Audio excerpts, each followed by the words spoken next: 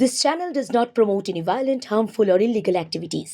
All content provided by this channel is meant for an educational purpose only.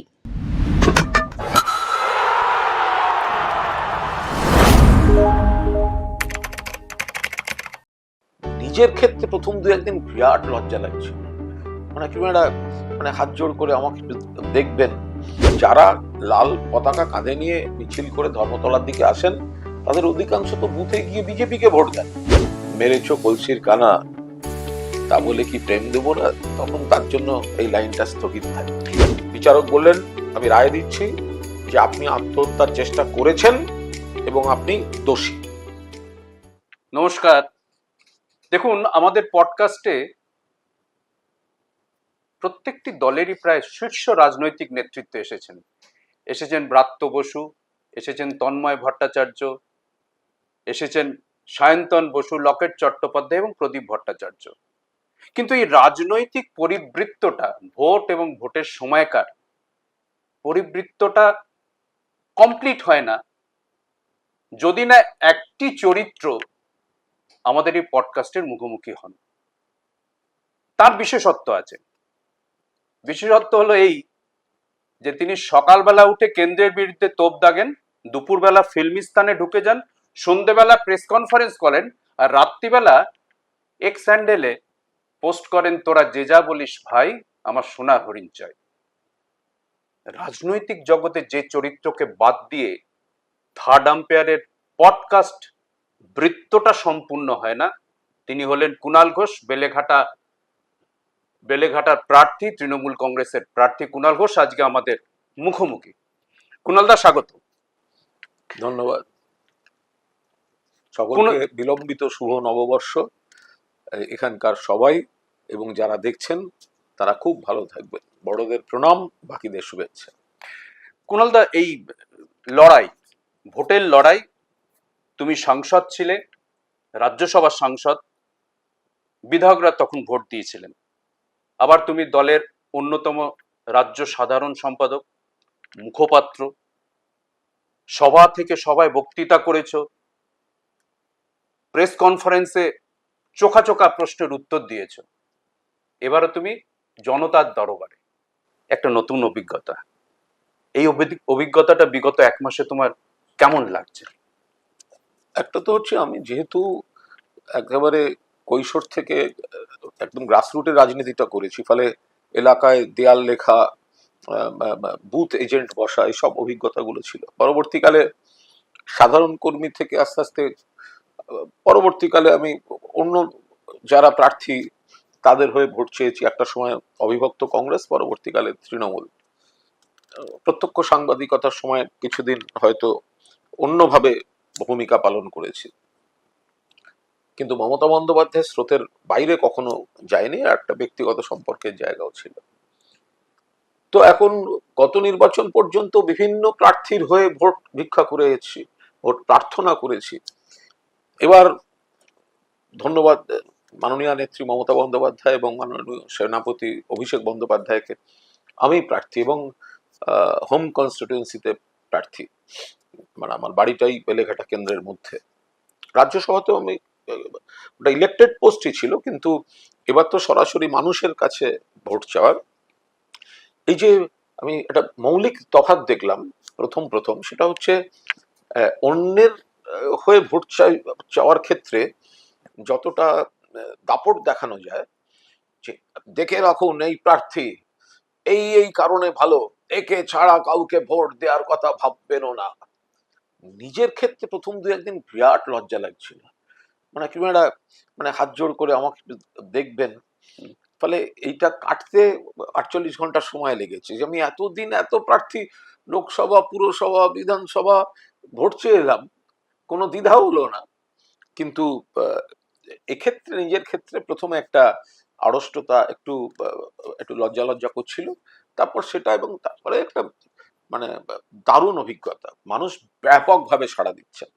একটা হচ্ছে সার্বিকভাবে মমতা বন্দ্যোপাধ্যায়ের প্রতি সাড়া, একদিকে মমতাদির উন্নয়নগুলোর সমর্থন, অন্যদিকে বিজেপির এই বঙ্গ বিরোধী নীতি, আর শেষের দিকে এসে এই ভোটারদেরকে হয়রানি, তার বিরুদ্ধে একা মমতাদির যে লড়ছেন, এই মানুষের এই যে সাড়াটা, সেখানে আমি যখন মমতা বন্দ্যোপাধ্যায়ের সৈনিক হিসেবে যাচ্ছি, আমি যে ওয়েভটা দেখছি ওখানে আমি ব্যক্তি তো নিমিত্ত মাত্র, কিন্তু এটা বাংলা আবার মমতা দিকে চাইছে, সেটা কিন্তু একদম মানে যত নামছি যত ঘুরছি তত পরিষ্কার হয়ে যাচ্ছে।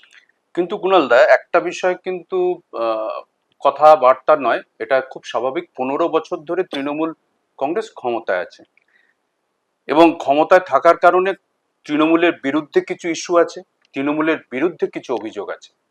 অভিযোগ যেমন আছে আরজিকর নিয়ে আছে, অভিযোগ যেমন আছে দুর্নীতি আছে, অভিযোগ যেমন হচ্ছে শিক্ষাক্ষেত্রে দুর্নীতি আছে, মানে মন্ত্রীর ঘনিষ্ঠের ফ্ল্যাট থেকে হচ্ছে কাঁড়ি কাঁড়ি টাকা পাওয়া যাচ্ছে, সেগুলোও রয়েছে।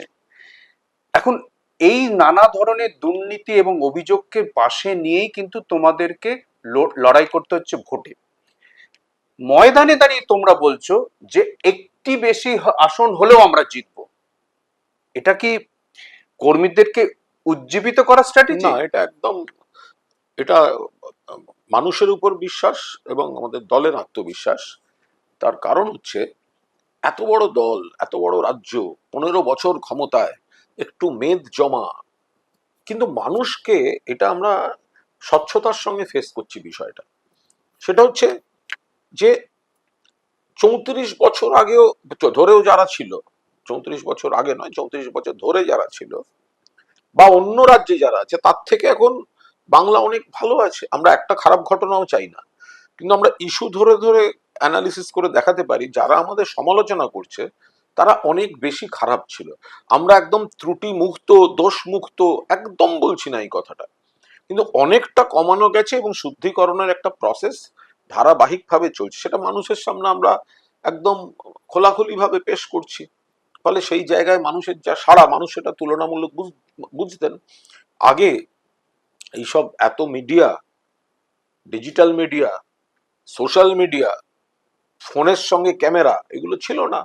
ফলে দিনের পর দিন যে গণহত্যা, গণধর্ষণ, নিয়োগ দুর্নীতি, সমস্ত রকম দুর্নীতি অপশাসন হয়েছে, তো সেগুলো আজকে যেমন একটা কোনো ঘটনা ঘটলে সঙ্গে সঙ্গে ভাইরাল হয়, আর তখন কোনো ঘটনা ঘটেছে হয়তো কেউ জানতেই পারেনি। তো পার্থক্য আছে, যুগের পার্থক্য আছে, মানুষ সেটা অনুভব করছেন, বুঝছেন। খারাপ জিনিস বন্ধ করতে হবে, থামাতে হবে, কিন্তু খারাপটা কমে এসেছে, কমানোর ব্যবস্থা হচ্ছে। ভুল হয়ে গেলে সঙ্গে সঙ্গে সেটাকে সংশোধন করে কি করে জটটা কাটানো যায় সেই চেষ্টা হচ্ছে। ফলে সেই জায়গায় দাঁড়িয়ে মানুষ আমাদের ভোট দেবেন। দেখো, এবারকার বিজেপি কিন্তু একটু পৃথক আগের বিজেপির চাইতে, 2019 কিংবা 2021, ইভেন 2024-এর বিজেপির থেকে। তার কারণ বিজেপির মধ্যে বোধহয় এই স্লোগানটা খুব এখন পপুলার বা চলছে, হয় এভার নয় নেভার, মরিয়া হয়ে নেমেছে। এক হচ্ছে এসআইআর, নাম বাদ দেওয়ার চক্রান্ত, দুই সিবিআই, ইডি, আয়কর হানা, এসব চলছে। তার সঙ্গে সবচেয়ে বড় কথা হলো জম্মু কাশ্মীরও যেরকম সেনা দেখা যায় না, তার চেয়ে বেশি সেনা বোধ হচ্ছে বাংলায়। বলছি তো যে এবারের ভোটটা করতে গিয়ে এটা ভোট না যুদ্ধ। মানে আগে তৃণমূলের সঙ্গে ভোটের লড়াই লড়ছিল, এখন বাংলার মানুষের বিরুদ্ধে যুদ্ধ ঘোষণা করেছে বিজেপি। যত সেনা, আধা সেনা আর সাঁজোয়া গাড়ি পাঠিয়েছে, এগুলো কাশ্মীরের বর্ডারে থাকলে পহেলগাঁওতে অতজন পর্যটককে মারা যেতে হতো না, আমাদের রাজ্যের মানুষ ছিলেন। তাহলে পুলওয়ামায় আধা সেনাদের মারা যেতে হতো না, উরিতে সেনাদের মারা যেতে হতো না। বাংলায় ওনারা সাঁজোয়া গাড়ি পাঠাচ্ছেন। আমরা তো অনুরোধ করছি একটু ট্যাঙ্ক পাঠান, মানে একটু ট্যাঙ্ক ঘুরবে, 4টে রাফায়েল কলকাতার আকাশে ঘুরবে, বাংলার আকাশে ঘুরবে, এগুলো বাকি রাখছেন কেন? একটু একটা ফোর্ট উইলিয়ামকে বলে দিন বা অন্য কোথা থেকে 4টি ট্যাঙ্ক রাস্তা দিয়ে যাবে, লোকে বেশ কাছ থেকে দেখবে। কিন্তু এগুলোতে কি কুণালদা ভোটে কোনো ছাপ পড়বে বলে মনে হচ্ছে না? ওরা একটা ভয়ের বাতাবরণ তৈরি করেছে। আসলে ভোটটা তো দেবেন মানুষ। সেটা যদি আটকে যায়, বলা হচ্ছে যে ওরা প্রথমে চেষ্টা করেছিল মানুষকে বাদ দিতে, অর্থাৎ বৈধ ভোটারদের উড়িয়ে দাও, ডিলিট করো। সেই চক্রান্তটা পুরোপুরি সফল হয়নি। প্রথমে বলেছিল লক্ষ লক্ষ রোহিঙ্গা, একজন রোহিঙ্গার নাম পায়নি, একজন না ভোটার লিস্টে। এরপরে বললো এত বাদ যাবে বাংলাদেশি। তারপরে এই করতে করতে মমতা বন্দ্যোপাধ্যায় মাননীয় মুখ্যমন্ত্রী যখন সুপ্রিম কোর্টে নিজে অ্যাপিয়ার করে সুপ্রিম কোর্টকে মান্যতায় আদায় করে আনলেন যুক্তিগুলোতে, এবং সর্বশেষ যা যা হলো, মমতা বন্দ্যোপাধ্যায় লড়াইয়ের জন্যই বহু মানুষ, কয়েক লাখ মানুষ আবার নাম ফিরে এসছে। ট্রাইব্যুনালের প্রসেসটা চলছে, ওরা একটু দেরি টেরি করাচ্ছে, বাট চলছে। কিন্তু বিজেপি বুঝতে পারছি ওই খেলাটাও তাদের পুরো সফল হয়নি। ফলে একটা মহল তৈরি করা, এখন তো শুনেছি তৃণমূলের যারা দক্ষ বুথ এজেন্ট বা অমুক দলটা করেন, সংগঠন করেন, মানুষের সঙ্গে যোগাযোগ আছে। ইভেন ক্যান্ডিডেটও আছে। না, ক্যান্ডিডেটদের তো সিবিআই ইডি সব ডেকে পাঠাচ্ছে, হ্যাঁ। এনআইএ নামিয়ে দিয়েছে, এদেরও তাই, হুম। অনেক নেতা কর্মীকে করছে। কিন্তু এবার শেষ 72 ঘন্টায় বা 48 ঘন্টায় তাদের সব নাম দিয়ে দিচ্ছে, তাদেরকে সব অ্যারেস্ট করাবে বা ডিটেন করিয়ে রাখবে বা ডেকে বলবে ব্যস্ত করে রাখবে বা বলে দেবে অ্যারেস্ট করে নেবো, কাজ করবেন না। প্রায় তৃণমূলের এই ধরনের প্রচুর নাম তারা জমা দিয়েছে। কিন্তু ওরা যদি, ওরা বাংলার মানুষ জানে BJP anti Bengal. Anti Bengal মানে শুধুমাত্র বাঙালি নয়, যারা অন্য ভাষা বলেন, বাংলা তো রাজ্য হিসেবে অ্যান্টি বেঙ্গল। তো এই জায়গায় দাঁড়িয়ে বাংলার ইতিহাস, সংস্কৃতি, স্বাধীনতা সংগ্রাম, মনীষীদের অপমান করে, মানে যোগী আদিত্যনাথ বলে বসলেন তোমরা আমাকে রক্ত দাও, আমি তোমাদের স্বাধীনতা দেবো। স্বামী বিবেকানন্দ বলেছিলেন, মানে নেতাজিটাও পড়েনি, মানে নেতাজি সম্পর্কেও জানে না। একের পর এক মনীষীদের ইয়ে করে যাচ্ছে, অপমান করে যাচ্ছে। তো এই সব করতে করতে এখন একটা ভয়ের মহল, মানুষকে তো সন্তুষ্ট করতে পারেনি, একটা ভয়ের মহল তৈরি করা। ওরা ভাবছে এই সব করে যদি বাংলায় ভোট স্লো করে দেয়া, এই করে দেয়া, ভুয়ো ভোটার ঢোকানো, এসব করে হবে না। বাংলার মানুষ একদম সতর্ক সচেতন আছে। দেখো, এটা অস্বীকার করে উপায় নেই, মানে অস্বীকার করাও যায় না। সেটা হচ্ছে যে সংখ্যালঘু ভোট ব্যাংকটা কিন্তু তৃণমূলের অন্যতম একটা ভোট ব্যাংক। মিম ঢুকেছে, আইএসএফ আছে, হুমায়ুনের দল লাফালাফি করছে, এই একটা পরিস্থিতি তৈরি হয়েছে। এবং বিজেপির হচ্ছে তার সঙ্গে নাম বাদ দেয়া, বাছাই করে নাম বাদ দেওয়া সংখ্যালঘুদের নাম বাদ হ্যাঁ, দেয়া। যদি সংখ্যালঘুরা মনে করেন যে বিজেপি তাদের পক্ষে মানে অত্যন্ত আদর্শগত বা জীবনযাত্রার দিক থেকেই ক্ষতিকারক, তো তাহলে তারা বিজেপিকে সমর্থন করবেন না, তো খুব স্বাভাবিক ব্যাপার। কিন্তু তার মানে এই নয় যে গোটা সংখ্যা গুরু যারা সব হিন্দু আবার বিজেপিকে সমর্থন করে, এটা ভাবার কোনো কারণ নেই। বিজেপি হিন্দুর শত্রু, মুসলমানের শত্রু, খ্রিস্টানের শত্রু। ওরা শুধু ধর্মের নামে একটু ভেদাভেদ করে ভোটের মার্কেটিংটা করে। এখন মুসলিম ভোট কাটতে যারা নেমেছেন সেগুলো তো মূলত বিজেপির বি টিম, সি টিম। এই যে সিপিএম, কংগ্রেস, তারা কি করছে? কংগ্রেস, তাদের তো দায়িত্ব ছিল মহারাষ্ট্র, হরিয়ানা, দিল্লি, বিহার, বিজেপিকে রোখার দায়িত্ব কার ছিল? কংগ্রেসের ছিল। ওখানে তো তৃণমূল লড়েনি, কংগ্রেস ফেল করেছে। কংগ্রেস পুরোপুরি ফেল করেছে। আবার বহু গত কয়েক বছরে কংগ্রেসের কত এমএলএ বিজেপিতে জয়েন করেছে, করে সরকার বদলে গেছে। তো কংগ্রেস অন্য জায়গায় ফেল করছে আর এখানে এসে ভোট কাটার চেষ্টা করছে। ফলে এটা মানুষ বুঝতে পারবেন যারাই এ করবেন, মানে সিপিএম হোক, কংগ্রেস হোক। ফলে হিন্দু যারা বলছেন তারাও জানেন যে আমি ভগবান রামকে পুজো করতে পারি, কিন্তু জয় শ্রীরাম বলে ভেদাভেদ করলে তাতে দিনের শেষে পেট্রোল, ডিজেল, রান্নার গ্যাস, কেরোসিন, জীবনদায়ী ওষুধ, এগুলো কিন্তু বিজেপি সস্তায় পাইয়ে দেবে না। ফলে মানুষ, হিন্দুরাও বিরক্ত, আর ওরা তো ঘোষিতভাবে মাইনরিটিদের উপর একটা বিরূপ দেখায়, ফলে তারাও বিরক্ত।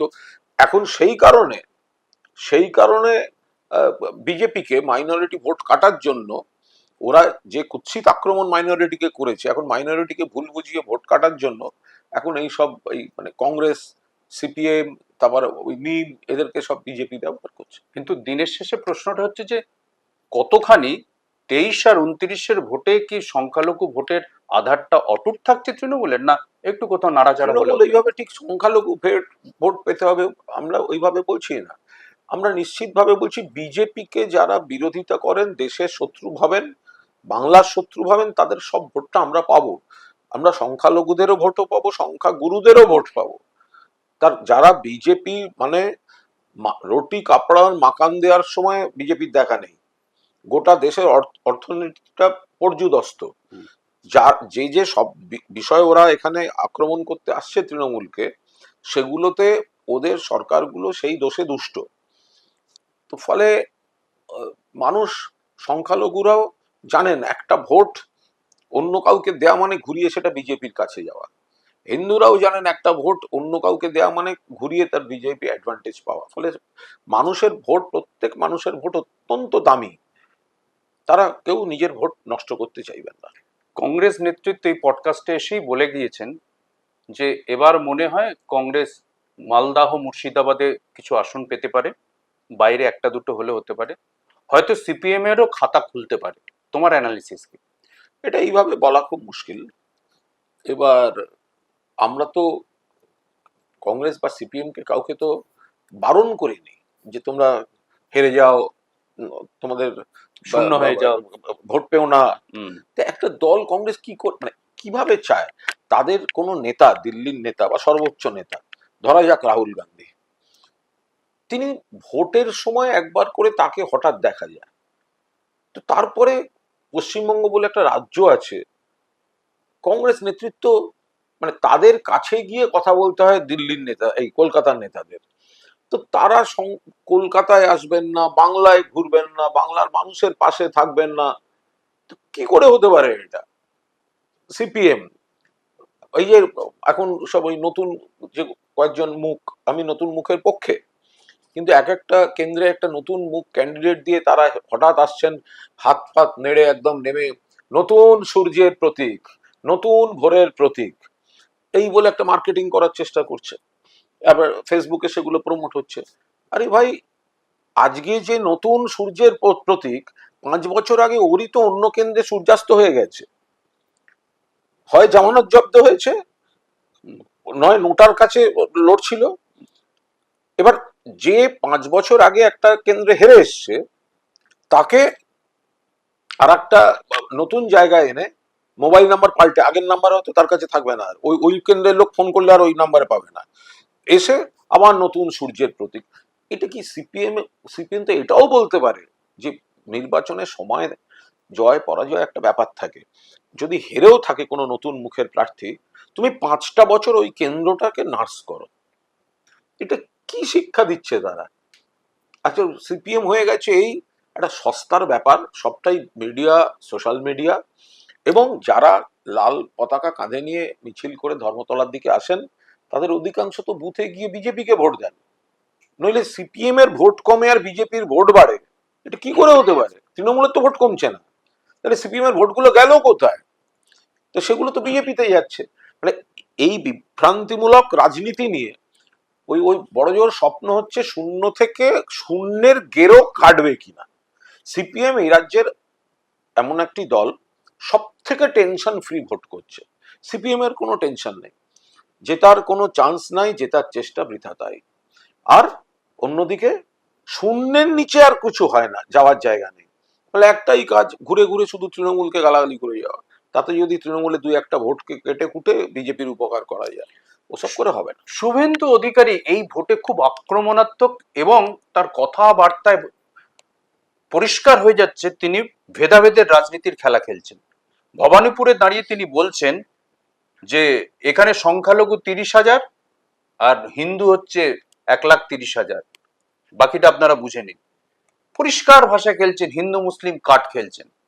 যে ভাষায় তিনি হচ্ছে মানুষকে আক্রমণ করছেন, যেভাবে তিনি জয় বাংলা স্লোগান শুনলে হচ্ছে বিরক্ত হয়ে মারামারি করতে আসছেন, এই যে শুভেন্দু অধিকারী, 10 বছর আগের শুভেন্দু অধিকারী আর আজকের শুভেন্দু অধিকারী, এই যে একটা মানুষ যদি চাপের মুখে থাকে তখন এই জিনিসটা করে, যদি উন্নয়নের রাজনীতি, যদি পুরোদস্তুর মানুষের সঙ্গে যোগাযোগের রাজনীতি, তাহলে তো এই হিন্দু মুসলমান করতে হয় না, তাহলে এত উগ্র চড়া হওয়ার তো দরকার নেই। তোমরা বাংলার মানুষের টাকা দাওনি, বাংলার 1,96,000 কোটি টাকা বকেয়া, সেটা এখন 2 লক্ষ কোটি ক্রস করে গেছে। একবারও দিল্লিকে বলনি বাংলাকে টাকাটা দাও, 100 দিনের টাকা দাওনি, গরিব মানুষ কাজ করেছে টাকা পায়নি, টাকা দিতে হয়েছে মমতা ব্যানার্জিকে, আবাসের বাড়ি দাওনি, তোমরা গর্বের সঙ্গে বলেছো আমরা বলেছি দিল্লিকে টাকা না দিতে, মানুষ অ্যাকসেপ্টটা করবে কি করে? ওরা তো নিজেরাই বুঝতে পারছে সংগঠন নেই, গোষ্ঠী দ্বন্দ্ব, বুথে বসার, নইলে BLA 2 এই SIR এর সময় BLA 2 মানে কি? প্রথমে তো নিয়ম ছিল BLO হবে সেই বুথের এবং BLA 2 হবে সেই বুথের। বিজেপির লোক নেই, সেই জন্য বলে দিতে হলো যে নির্বাচন কমিশনকে দিয়ে করালো যে BLA 2 অন্য পাড়ার ছেলে হলেও করা যাবে, সংগঠন নেই। ফলে শুভেন্দু যেহেতু একটা বড় মানে দলবদল করার পর উগ্রতা দেখিয়ে একটা ঝুঁকির জায়গায় রয়েছে, ফলে ওর চাপটা আরো বেশি। প্লাস ওর দলে ওই আদি বিজেপি বনাম তৎকাল বিজেপি, এরকম একটা বিরাট ভাগ হয়ে আছে না, এই যে ভাগ হয়ে আছে, তো এগুলো থেকে একটু চাপে আছে। সেই কারণেই এই ধরনের উগ্রতা, সাধারণ রাজনীতি বা গণতান্ত্রিক পথে ভোটের সময় যেগুলো ইস্যু হওয়া উচিত তার বাইরে গিয়ে ধর্ম তুলে কথা বলা, এগুলো বেরিয়ে যাচ্ছে, মাথা গরম করে ফেলছে। দেখো এবার একটু অন্য অন্য একটু হচ্ছে অন্য বিষয়ে আসা যাক। দেখো তুমি সাংবাদিক, রাজনীতিক, তার পাশাপাশি হচ্ছে তুমি লেখক, গীতিকার, সুরকার, অসাধারণ ঔপন্যাসিক, এবং তুমি এখন অভিনেতাও। এতগুলো বিস্তৃত, এর মধ্যে যদি তোমাকে একটা কিছু বাছতে বলা হয়, তুমি কোনটা বাছবে? সাংবাদিকতা। কেন? ওটা আমার রক্তে, শ্বাস প্রশ্বাসে। আমার আমার ভালো লাগে সেই কাজটা। আমি প্রিন্ট মিডিয়ায় দীর্ঘকাল কাজ করেছি, তারপর আমার থেকে আগে দূরদর্শনের স্টাফরা ছাড়া পশ্চিমবঙ্গের বুকে কেউ অডিও ভিজুয়ালে কাজ করেনি। কারণ 1996 সালে আমি যখন দূরদর্শনের প্রথম প্রাইভেট নিউজ ম্যাগাজিন প্রবাহ করেছিলাম DD1 DD7-এ, তার আগে প্রাইভেট নিউজ বা নিউজ ম্যাগাজিন বলে টিভিতে কিছু ছিল না। পরবর্তীকালে চুটিয়ে বিভিন্ন চ্যানেলে কাজ করেছি, এমন কোনো চ্যানেল বোধহয় নেই বা ছিল না আমি হয় হোস্ট নয় গেস্ট আমি পার্টিসিপেট করিনি। পরবর্তীকালে এখন ডিজিটাল মিডিয়া এসছে, সোশ্যাল মিডিয়া এসছে, আর আমার লিখতে খুব ভালো লাগে, আমার লিখতে খুব ভালো লাগে। এবং মানে সেটা খবর হোক, আমার কাগজ তৈরি করতে ভালো লাগে, আমার প্ল্যানিং ভালো লাগে। আবার গল্প উপন্যাসের ক্ষেত্রে আমি একটা আলাদা উত্তেজনা অনুভূতি একটা অনুভব করি। এই যে আমি পা ভেঙে কয়েকদিন আটকে গেছিলাম, তো আমি পুজো বার্ষিকীর জন্য উপন্যাসটা ধরলাম, লিখতে শুরু করলাম। এবার উপন্যাসটা একটা জায়গায় চলে এসেছে, এই সময় এই প্রার্থী হিসেবে আমার নাম ঘোষণা হয়েছে। তো এখন আমার কাছে দুটো পথ ছিল, একটা হচ্ছে উপন্যাসটা শেষ করা, অথবা উপন্যাসটা আপাতত স্থগিত রেখে ভোটের পর শেষ করা। ভেবে দেখলাম সেটা অনেক সুবিধা, বাট যেহেতু আমি অনেকগুলো চরিত্রকে নিয়ে নানাভাবে মানে তার নানা শেড, নানা আঙ্গিকে চলছে, এই 1.5 মাস যদি এই ভোটের নানা কাজকর্মে যদি ওটার থেকে আমি সরে যাই, তাহলে ওই ছন্দটায় ফিরে আসা খুব মুশকিল। ফলে আমি কয়েকদিন ভোরে 3:30 অ্যালার্ম দিলাম ঘড়িতে, দিয়ে 4:45 থেকে 8টা পর্যন্ত লিখে একদম উপন্যাসটা শেষ করে জমা দিয়ে কাজ শেষ করে ফেলেছি। ফলে ওটা আবার, আমি এই ব্যাপারে কপিল দেবের ভক্ত, আমি ক্রিকেটেও কপিল দেবের ভক্ত। এবং এক্ষেত্রে আমার বক্তব্য হচ্ছে এই প্রেশার আর প্যাশন, যেখানে প্যাশন থাকে সেখানে প্রেশার বলে কোনো শব্দ থাকতে পারে না। কারণ প্রেশার তখনই মনে হবে যেটা করতে ভালো লাগছে না, তুমি ব্যস্ততা বলতে পারো, কিন্তু আমি যে অর্থে প্রেশার কথাটা ব্যবহার হয়, কি চাপ, আমি আর অসম্ভব, আরে যে কাজটা করছি সেটা যদি ভালো লাগে তাহলে তো আমি সেটা এনজয় করছি। ফলে প্রেশার আর প্যাশন এই শব্দ দুটো একসঙ্গে যেতে পারে না। আমি এই ব্যাপারে কপিল দেবের ভক্ত। ফলে আমি যেগুলো ভালো লাগে সেগুলোকে আমি অ্যাডজাস্ট করে করার চেষ্টা করি। এবং সাংবাদিকতাটা আমার কাছে নিশ্চিতভাবে, আমি কৈশোর থেকে রাজনীতি করেছি, রাজনীতির মহল দেখেছি, সাংবাদিকতা তো রাজনীতির বিট করেছি, একাধিক বিভিন্ন দলের শীর্ষ নেতার স্নেহ পেয়েছি, মমতাদির সঙ্গে দীর্ঘকালের সম্পর্ক, মানে ওটা একদম আলাদা বিষয়। এবং অন্যান্য বিষয় যেগুলো নানা ধরনের পরীক্ষা নিরীক্ষা করি নিজের উপর, সেগুলো তো আছে। বাট বেসিক্যালি আমি মানে সাংবাদিকতা, এবং আরো নির্দিষ্টভাবে বললে আমি চুটি অডিও ভিজুয়াল কাজ করেছি, কিন্তু নির্দিষ্টভাবে বলতে গেলে আমি প্রিন্ট মিডিয়ার ভক্ত। দেখো সোশ্যাল মিডিয়াতে কার কিরকম অবস্থান হওয়া উচিত এর উদাহরণ বোধহয় কুণাল ঘোষ।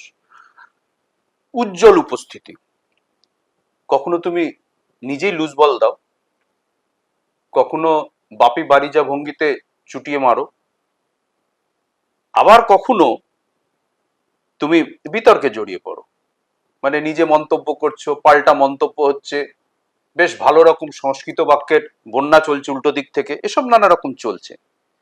সোশ্যাল মিডিয়াকে তুমি হচ্ছে চুটিয়ে ব্যবহার করছো। আবার দেখো, তোমারই এলাকার নেতা, বর্ষিয়ার নেতা সুদীপ বন্দ্যোপাধ্যায়, তাকে সোশ্যাল মিডিয়াতে খোঁজা যাবে না, দূরবীন দিয়ে খুঁজতে হবে। দুজন দুরকম। রাজনীতিতে সোশ্যাল মিডিয়াটা কি হচ্ছে যে বাধ্যতামূলক? রাজনীতিতে সোশ্যাল মিডিয়া বাধ্যতামূলক, এটা আমি মানে এটা হ্যাঁ বা না বলা খুব মুশকিল, কারণ যুগের হাওয়া, দুটোই দরকার। প্রত্যক্ষভাবে জনসংযোগ, আবার সোশ্যাল মিডিয়া। সোশ্যাল মিডিয়া এমন একটা প্রযুক্তি যেটা একসঙ্গে অনেক মানুষের কাছে পৌঁছানোর, কিন্তু এমন একটা প্রযুক্তি তার দুধারওয়ালা তলোয়ার। ফলে তার অপব্যবহার, সেটার প্রবণতা বেশি, এবং অধিকাংশ ক্ষেত্রে সেরকম ব্যবহার হয়ে যাচ্ছে। আবার সোশ্যাল মিডিয়া এমন একটা জিনিস করেছে যে আগে যেটা ছিল একদম নির্দিষ্ট মেন স্ট্রিম মিডিয়ার কয়েকটি হাউস, যা তোমায় দেখাবে সেটাই খবর, যা তোমায় বোঝাবে সেটাই তোমায় বুঝতে হবে, সোশ্যাল মিডিয়া কিন্তু সেই বেড়াটা ভেঙে দিয়েছে। এমন অনেকে কাজ করছেন সোশ্যাল মিডিয়াতে, খবর বা বিশ্লেষণ ইত্যাদি অনেকে ভালো করছেন। আবার অনেকে প্রপার প্রস্তুতি বা প্রশিক্ষণ ছাড়া করতে গিয়ে, কোনো মানে সুপারিশের কাজ করতে গিয়ে এমন ঘাঁটছেন যে গোটা প্ল্যাটফর্মটা আবার কোয়েশ্চেনেবল হয়ে যাচ্ছে, ক্রেডিবিলিটিটা। কিন্তু আমার মনে হয় এই ফেজটা এইভাবেই যাবে। আবার মানুষ ঠিক তার মধ্যে থেকেই কিন্তু বেছে নেবেন কোনটা কোন পথে যাওয়ার। দেখো, অভিষেক বন্দ্যোপাধ্যায় একরকম ভাবে রাজনীতি করেন, গুছিয়ে আগাম পরিকল্পনা করে।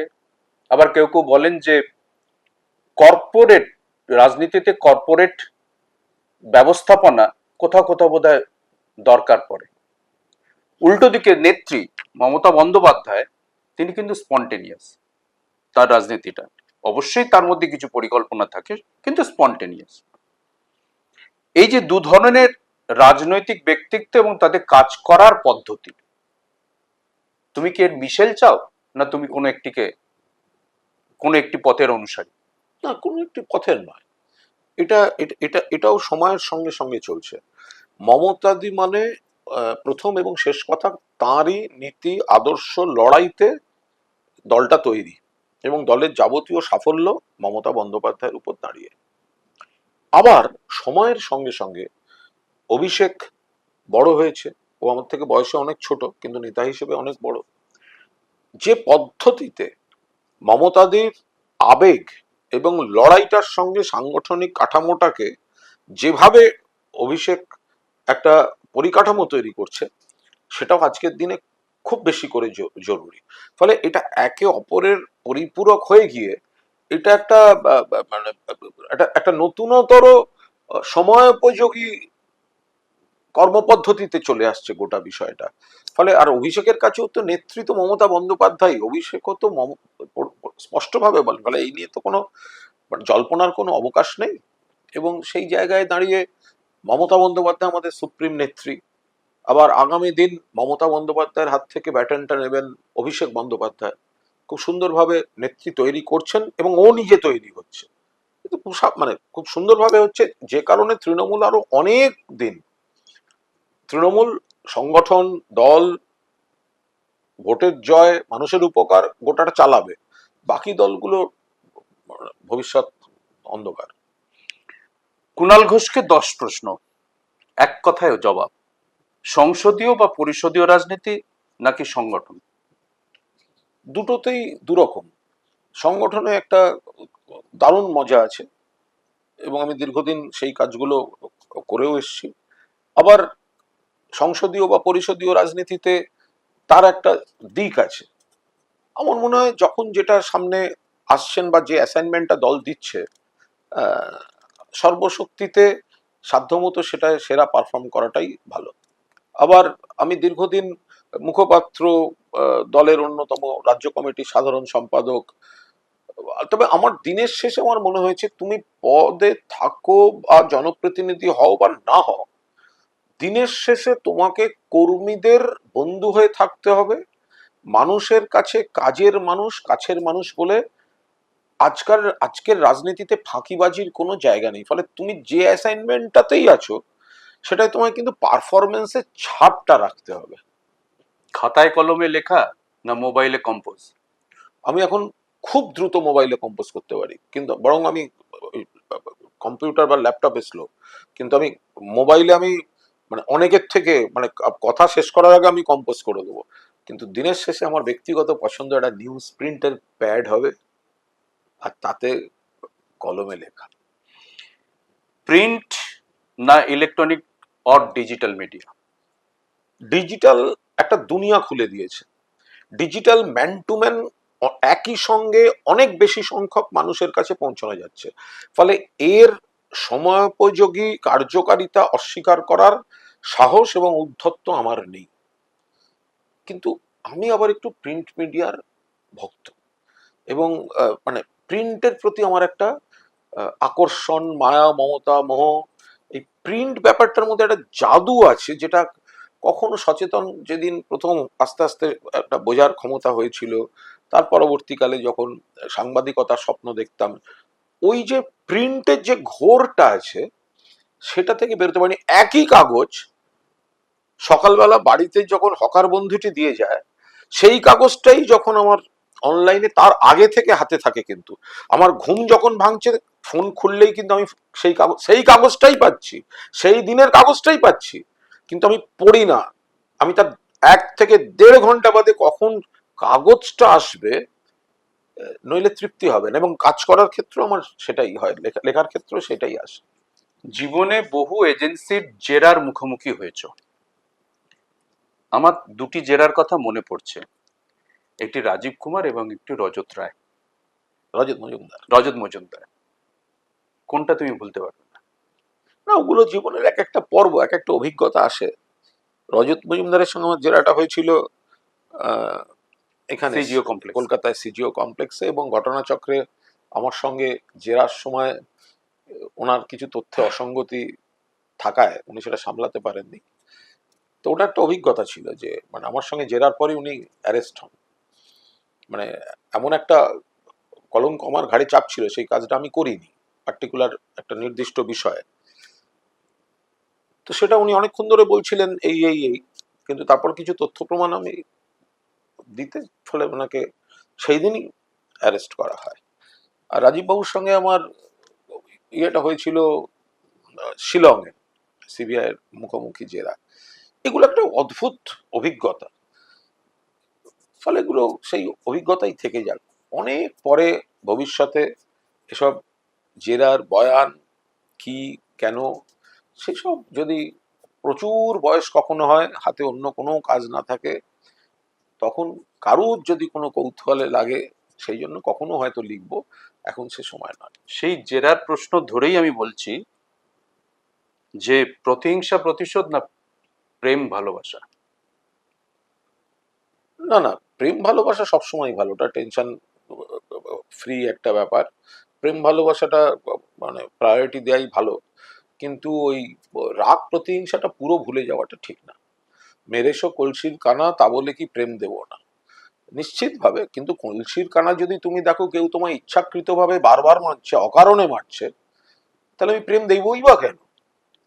তো সেক্ষেত্রে আমি কোনো নিজে যেচে কারোর সঙ্গে শত্রুতা করতে চাই না।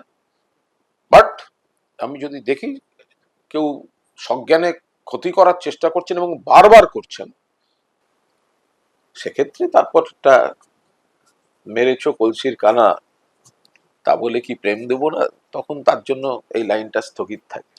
কার অবদান কিছুতেই ভুলতে পারবে না, সুহাস তালুকদার না অশোক দাশগুপ্ত? দুজনে দুরকম। সুহাস তালুকদার বাংলা আধুনিক সংবাদপত্রের জনক, আর অশোকদা হচ্ছেন আমার দ্রোণাচার্য। ফলে দুজনের একদম দুরম। অশোক দাশগুপ্ত যখন সাংবাদিকতায় আসেনি তখন থেকে একটা আদর্শ। আবার সুহাস তালুকদার না থাকলে আমি সাংবাদিকতায় এসে এতখানি তৈরি হতে পারতাম না। আবার আমার ধার এবং ভার বাড়িয়েছেন অশোক দাশগুপ্ত। ফলে সুহাসবাবুর কাছে এক ধরনের, সুভাষবাবু নিজে কিন্তু ওয়ার্কিং জার্নালিস্ট ছিলেন না, এটা মাথায় রাখতে হবে। কিন্তু উনি সংবাদপত্র ইন্ডাস্ট্রিটা যা বুঝতেন এবং যতগুলো কাগজ করেছেন এবং যেভাবে ইন্ডাস্ট্রিটাকে দেখেছেন, আধুনিক বাংলা সংবাদপত্রের জনক। আবার অশোকদা হচ্ছে একদম টিম লিডার, ক্যাপ্টেন। ফলে ইন্ডাস্ট্রি বোঝার দিক থেকে আমি 100 বার সুহাসবাবুকে এগিয়ে রাখবো।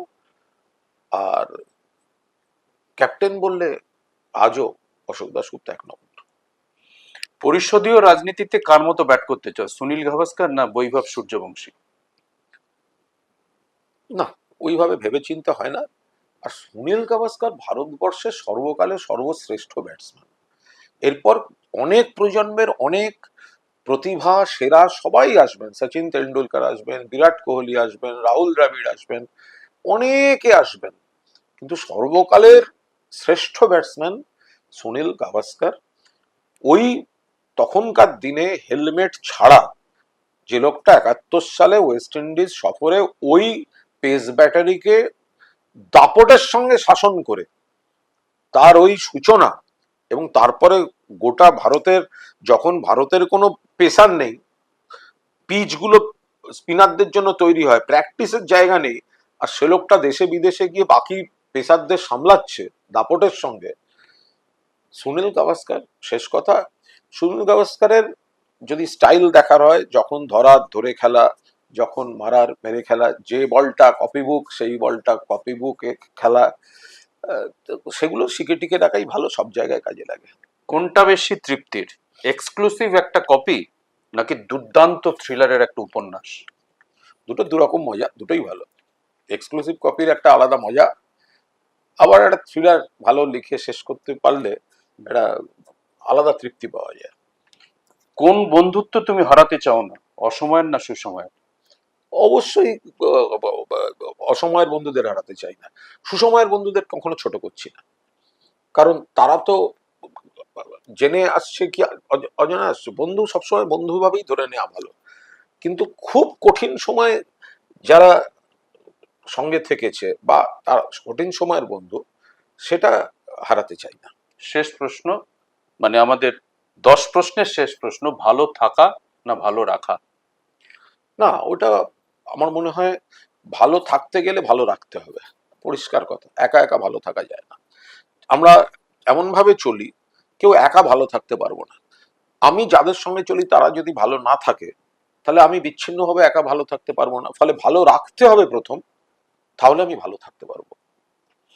একেবারে শেষ প্রশ্ন, যে তোমার এই যে জার্নিটা, সাংবাদিক, সাংসদ, তারপর জেল জীবন, ফের দলে ফেরা, তারপর চালিয়ে ব্যাট করা, এবার শেষে একবারে জনতার মুখোমুখি, এই যে প্রত্যেকটা পর্ব পেরিয়ে আসা, তোমার পেছনে ফিরে তাকালে মনে হয় না যে নিজের জীবন নিয়েই একটা উপন্যাস লেখা যায়? আমার অবাক লাগে অভিজিৎ, আমি যখন পুরনো কথা ভাবি, আমার যাত্রাপথ চলা, নানা ধরনের ঘটনা চক্রে বিভিন্ন অভিজ্ঞতা, আমার খুব অবাক লাগে।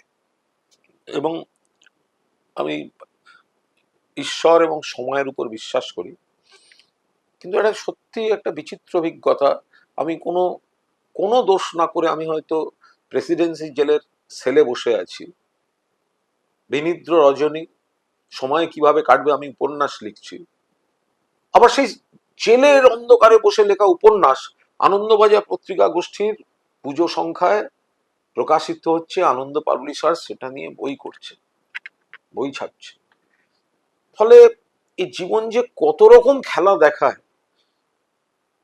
আমি প্রচুর আঘাত পেয়েছি, সামনে যুদ্ধের আঘাত নেওয়া যায়, পিঠে ছুরিতে বেশি কষ্ট হয়, কিন্তু আমি, আমার জীবনে সেই অভিজ্ঞতা ঘটেছে, কিন্তু আমি সেখানে থেমে থাকিনি। আমি কোনো জ্ঞানত অন্যায় করিনি, আমি মাথা উঁচু করে লড়েছি। আমি যখন রাজ্যসভার সাংসদ হওয়ার স্কোপ পেয়েছি, সারা বাংলার বোধহয় একটা দুটো জেলা ছাড়া প্রত্যেকটা জেলায় আমার বড় কাজ আছে, এবং তাদের অনেকের সঙ্গে আমার এখনো পুরো যোগাযোগ আছে। 100টার বেশি স্কুল কলেজ শিক্ষা প্রতিষ্ঠানকে আমি নানা পরিকাঠামো তৈরি করে দিয়েছি, সেতু করেছি। কোথায় আমি রাজনীতির রং দেখিনি, কোথায় সিপিএম এর শিলিগুড়ির মেয়র অশোক ভট্টাচার্য রিকোয়েস্ট করেছেন যে একটা ইলেকট্রিক চুল্লির একটা ইউনিট দরকার, আর শিলিগুড়ি শহরের ওই আর একটা কিসের পরিকাঠামোর দরকার। আমি সঙ্গে সঙ্গে সেখানে টাকা অ্যালট করেছি। তৃণমূলের বন্ধুরা করেছি তো করেইছি। ফলে আমি লিখেছি, সাংসদ হিসেবে কাজ করেছি, পাড়ার ক্লাব করেছি, পুজোগুলোর সঙ্গে যুক্ত। আমি শ্রী শ্রী নগেন্দ্র মঠ এবং সনাতন ধর্ম প্রচারণী সভা, আমার নগেন্দ্র মিশন, বড়দের হাত থেকে আবার আমরা আস্তে আস্তে চালাই, অনেক সিনিয়ররাও আছেন, আমি তার সহ সভাপতি। গোটা একটা মঠ এবং ছাত্রাবাস তারা পরিচালনা করেন, আমি আমার সাধ্যমতো সাহায্য করি। আমি মোহনবাগান ক্লাবের সহ সভাপতি, কিন্তু আমি মনে করি ইস্ট বেঙ্গল এবং মোহামেডানকে সমানভাবে চাঙ্গা না করলে ময়দানের প্রাণটা ফিরবে না। তো ফলে আমি এই সব নিয়ে থাকি। আর পেছনের দিকটা তাকালে মাঝে মাঝে কিন্তু আমি পুরনো আমার দুঃসময়ের কথাগুলো ভুলি না, ভুলতে চাই না।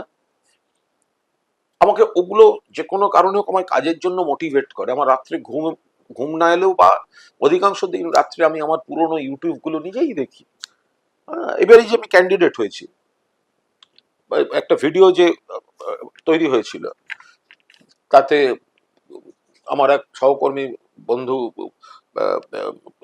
গানটি তৈরি করে দিয়েছিলেন গৌতম, আবার তাকে ভিডিও করেছে আমার আর এক বন্ধু সহকর্মী বিদ্যুৎ। আমি ওই ছবির মধ্যে কিন্তু আমার বন্দি জীবনের ছবি আমি নিজেই দিয়েছি। সাধারণভাবে কেউ বন্দি হলে না, তুমি ইন্টারভিউ নিতে বসবে, ওই প্রসঙ্গগুলো লোকে ঢুকতে চায় না। আর আমি তো নিজেই ডেকে আনি, আমি জ্ঞানও তো কোনো অন্যায় করি না, আমি মানুষের সামনে দাঁড়িয়ে বলছি তো যে আমার এই আস্থা আছে যে মানুষ আমায় বুঝবেন, তাই আমি জনতার দরবারে ভোটে দাঁড়িয়েছি। যে নেতারা আমাকে ফেসবুকে ট্রোল করেন, আরে ভাই আমি তো এবার জনতার সামনে দাঁড়িয়েছি, তাহলে তো আমার সামনে এসে তোমরা দাঁড়ালে না কেন? ভোটে দাঁড়াতে কে বারণ করেছিল? তুমি পেছনে আমাকে ফেসবুকে একা একা বীরত্ব দেখিয়ে লাভ কি আছে? আমি তো এত বিতর্কের পর জনতা এবং মানুষের সামনে দাঁড়ানোর সুযোগ আমার মমতা বন্দ্যোপাধ্যায় করে দিয়েছেন, এবং আমি মানুষের সামনে দাঁড়াচ্ছি। আর আমায় যারা সমালোচনা করে তারা অনেকে 2-3 বার করে হারার পর এখন পার্টিকে বলছে আমাকে আর দাঁড় করিও না। তাহলে কাকে তুমি স্বচ্ছতার সঙ্গে রাজনীতি বলবে? কাকে মানুষের সঙ্গে টাচে আছে বলবে? আমি এত বিতর্ক, এত ট্রোলিং এর পরেও আমি দাঁড়িয়ে কাজ করে যাই এবং মানুষের সামনে দাঁড়াতে অগ্নি পরীক্ষা দিতে প্রস্তুত। আর যারা তত্ত্ব কথা বলে আমাকে সমালোচনা করে তাদের অনেকে তার পার্টি বলছে আমরা নতুনদের প্রমোট করছি, আর একজন নতুন বলছে হারের হ্যাট্রিক হয়ে গেছে, আমাকে আর প্রমোট করবেন না, এবার আমি উঠলে উপর দিকে উঠে চলে যাবো, আমি আর নিচে নামতে পারবো না। তো ফলে আমি এইসব এই পুরোটা উপভোগ করি। আমি দেখি, আর ওই রাত্রেবেলা একটু দেখি পুরোনো ভিডিও টিডিও, তাতে আমার আমার মনে হয় আমার মোটিভেশন, আমার আরো কিছু। আমার একটা জিনিস বলে আমি শেষ করবো অভিজিৎ, আমি একবার প্রেসিডেন্সি জেলে আত্মহত্যার চেষ্টা করেছিলাম। তো সেটা একটা আমার বাড়তি কেস হয়েছিল। তো সেই কেসটা দীর্ঘ হিয়ারিং হলো, এমপি এমএলএ কোর্ট, মাননীয় বিচারকের নাম মনোজ্যোতি ভট্টাচার্য বোধহয়। তো ওনার একটা কথা আমার খুবই ভালো লেগেছিল। যেদিন রায় দিচ্ছেন, তিনি রায় দিয়ে আমাকে বললেন কোর্টে, আমাকে বললেন আপনি কাঠগড়ায় আসুন। গেলাম, বিচারক বললেন আমি রায় দিচ্ছি যে আপনি আত্মহত্যার চেষ্টা করেছেন এবং আপনি দোষী। তার কারণ মেডিকেল রিপোর্টে তো সবই, কিন্তু আমি আপনাকে কোনো শাস্তি দেব না। ঐতিহাসিক রায়, কনভিক্টেড বাট নট পানিশড। এবং উনি বিরাট রুলিংটা, এই অর্ডারটা দিলেন, এবং আমাকে তারপর বললেন এত ভালো লেখেন, এত রকম কাজ করেন, আপনার অনেক কিছু দেয়ার আছে, আপনি এসব কখনো ভাববেন না, কোনো আঘাত পেলে হতাশা থেকেও কখনো ভাববেন না, আমরা সব আশা করে আছি, আপনার কত কাজ বাকি। আমার দারুণ ভাবে ইন্সপায়ার করেছে এই কথাগুলো। এবং আমার একদম ঘনিষ্ঠ বৃত্তের যে কয়েকজন আছেন, তারা অনেক কঠিন সময় থেকে আমার সঙ্গে, তারা এক একজন এক একটা জায়গায় আমার এমন ভাবে ইন্সপায়ার করেন, সাহায্য করেন, সহযোগিতা করেন। আমি সব মিলিয়ে দেখি না যে আমি আর কি পারি, আর কতটা দিতে পারি, এবং মানুষের কতখানি প্রশংসা আমি মানুষের কাছ থেকে আদায় করে নিতে পারি। 10 বছর পর কুণাল ইতিকথা উপন্যাস হবে? বলতে পারবো না, কিন্তু আমি মানুষ যাতে সন্তুষ্ট থাকেন পরিষেবায়। মানুষ আমার সাংবাদিকতাকে বিপুল সংখ্যক মানুষ ভালো বলেন। আমার বেশ কিছু গল্প উপন্যাস প্রশংসিত হয়েছে। আমার ছবি, প্রথম ছবি 3টে সিনেমার একটা কর্পূর মুক্তি পেয়েছে, তাতে টুকটাক আমার রোলটি মোটামুটি উল্লেখ প্রশংসিত এবং হয়েছে। প্রশংসিত হয়েছে। আমরা শখে গানও করেছি। আমার সুরে কথায় তুমি নিজে যে গানটা গেয়েছো তারই তো ভিউ বোধ হয় 5 লাখ না কত কত হুম, ওইরকম একটা 7 লাখের কাছে। 7 লাখের ভিউ ইউটিউবে, হ্যাঁ না ফেসবুকে, যাই হোক। ফেসবুক। হ্যাঁ, ভিউ হয়েছে। রূপঙ্করের মতো শিল্পী আমার কথায় গান গেয়েছেন। তো এই সব পার্ট গুলো আছে। এখনো দিনের শেষে আমার পাড়ার চায়ের দোকানে না বসলে, আমার আড্ডা না মারলে ক্লাবে আমার শান্তি হয় না। তো যে যেখানে ডাকে, কোথায় পাড়ায় ক্রিকেট খেলতে যাই, দোলের দিন রাস্তায় ক্রিকেট খেলি, এর আমন্ত্রণ ও মানে সবটার মধ্যে মিলেমিশে থাকি। নতুন যে ভূমিকাটা, মানুষ যদি আশীর্বাদ করেন এবং বিধানসভায় তাদের প্রতিনিধি করে পাঠান, আমি এইটুকু আমার আত্মবিশ্বাস আছে যে আগামী ক মাসের মধ্যে থেকে মানুষ বলবেন যে একদম ঠিক লোককেই আমরা পাঠিয়েছি। বেলেঘাটার মানুষ তারা আমাকে আশীর্বাদ করছেন এবং আমি খুব নিশ্চিত যে এই আশীর্বাদের জোরে আমি এমন কিছু কাজ করব যাতে আমার এলাকার মানুষ এবং বাকি সবাই দেখবেন এবং প্রশংসা করবেন। আমাদের থার্ড আম্পায়ারের আজকের অতিথি ছিলেন কুণাল ঘোষ। আমি বলেইছিলাম যে রাজনৈতিক ব্যক্তিত্বকে বাদ দিয়ে আমাদের থার্ড আম্পায়ারের পরিবৃত্তটা পরিপূর্ণ হয় না। কুণাল ঘোষকে আমরা আজকে পেয়েছি। কুণাল দাকে অনেক অনেক ধন্যবাদ। মানে কুণাল ঘোষ মানে তো শুধু হচ্ছে রাজনীতি নয়, কুণাল ঘোষ মানে শুধু হচ্ছে সাংবাদিক সম্মেলন নয়। কুণাল ঘোষের তার বাইরেও অনেক কিছু আছে, যার কিছু কিছু ছটা থার্ড আম্পায়ারে আজকে আমরা পেলাম। কুণাল দাকে ধন্যবাদ। আপনারা থার্ড আম্পায়ার দেখুন এবং ভালো থাকুন।